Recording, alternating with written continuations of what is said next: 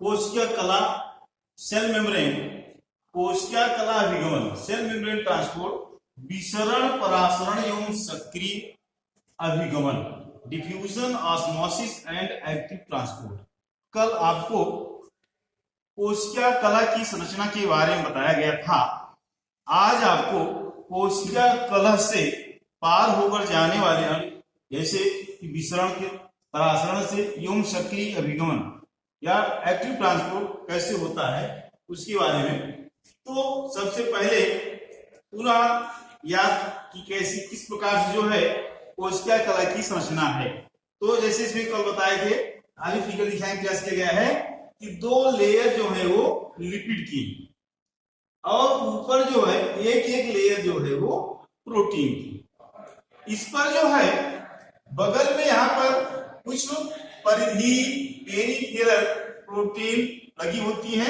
इसके साथ साथ जो है इनके बीच से समाकलन इंटीग्रल प्रोटीन्स होती हैं जो इस प्रकार से एक पैसेज बनाती हैं, एक चैनल बनाने का कार्य। अब यहां देखते हैं सर्वप्रथम विसरण डिफ्यूजन। तो डिफ्यूजन क्या है?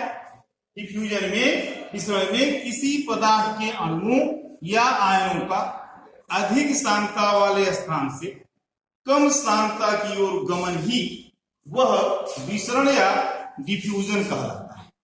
जैसे किसी कमरे में एक कोने पर सेंट की शीशी खोल दी जाए तो पूरे कमरे में सेंट जो है वो फैल जाती है। कारण क्या है कि यहाँ सेंट की शीशी खोली जा रही है, वहां पर उस सेंट का जो कि अणुओं का घनत्व अधिक है, वहां में अणु ज्यादा है और वहां से उस स्थान की तरफ जहां उनकी सांद्रता कम है वहां उनका विसरण हो जाता है। इस प्रकार से यह विसरण है, डिफ्यूजन है।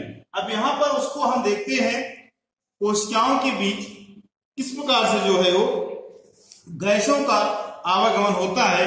तो जो ये अणु है अर्थात ठोस द्रव या गैस के अणु इस कोशिका कला के इनके छिद्रों के बीच से होकर के इनका आवागमन होता है। इसके उदाहरण में पौधों की जड़ों द्वारा लवणों का अवशोषण। तो पौधों की जड़ों अर्थात जड़ों में मूलरूम होते हैं और मृदाओं में मृदा कणों के बीच जल के अणु होते हैं, लवण होते हैं।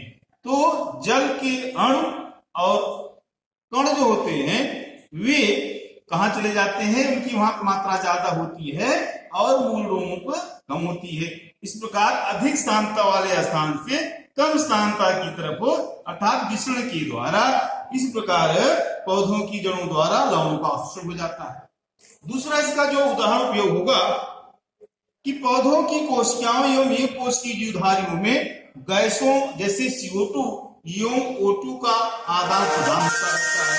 कोशिकाओं से बाहर गैसों का निकलना और बाहर से कोशिकाओं के जीव द्रव्य में गैसों का आना, यह भी विसरण के माध्यम से ही होता है। जहां पर उनकी सांद्रता अधिक होगी वहां से कम सांद्रता की तरफ जो है वो गैस चले जाते हैं। इसी प्रकार से पौधों में रंध्रों द्वारा जलवाष्प, ऑक्सीजन व कार्बन डाइऑक्साइड का विसरण होता रहता है। पौधों की कोशिकाओं में उपस्थित जैसे प्रकाश संश्लेषण के फलस्वरूप ऑक्सीजन का निर्माण, ऑक्सीजन बनती है तो पत्तियों के कोशिकाओं में ऑक्सीजन की मात्रा ज्यादा होती है और बाहर ऑक्सीजन की मात्रा कम होती है। तो higher concentration to lower concentration अर्थात ऑक्सीजन पत्तियों की कोशिकाओं से रंध्रों के द्वारा बाहर निकल जाता है, वायुमंडल में जाता है। उसी प्रकार से कार्बन डाइऑक्साइड की मात्रा वायुमंडल में ज्यादा होती है और पत्तियों की कोशिकाओं में कम होती है तो अंदर आ जाती है। इस प्रकार से ये सब विसरण के उदाहरण है। अतः इस प्रकार कह सकते हैं कि अधिक सांद्रता से कम सांद्रता की तरफ या higher concentration to lower concentration पदार्थ के अणुओं, ठोस द्रव एवं गैसों के का जो आवागमन है वह विसरण कहलाता है। दूसरा आता है ऑस्मोसिस, परासरण। यहाँ पर यह होता है कि एक सांद्रता इधर है, एक सांद्रता इधर है, इसके बीच में जब अर्ध पारगम्य झिल्ली सेमी परमेबल मेम्ब्रेन लगा दी जाती है तब यह जो विसरण होगा अर्थात अभिगमन होगा, अणुओं का आवागमन होगा, वह ऑस्मोसिस या परासरण कहलाता है। अर्थात कोशिका कला या अन्य किसी वर्णात्मक झिल्ली में से जब जल के अणु अथवा अन्य विलायक के अणुओं के परासरण होता है तो इस प्रकार से परासरण को वह ऑस्मोसिस कहते हैं। यहां पर इसके लिए उदाहरण स्वरूप जो है, जैसे अगर देखा जाए तो एक इसके उदाहरण के फलस्वरूप जो है परासरण ऑस्मोसिस में जब हम एक इस प्रकार से प्रयोग करते हैं, यहाँ पर जैसे आलू है और आलू को बीच से काट करके या बैक्टीरिया की मुतासिर की झिल्ली रहती है, इसमें यहाँ पर गाढ़ा घोल रख देते हैं शक्कर का। बाद में हम देखते हैं कि यह जो है जो गाढ़ा घोल था इसकी ऊंचाई जो बढ़ जाती है। क्यों?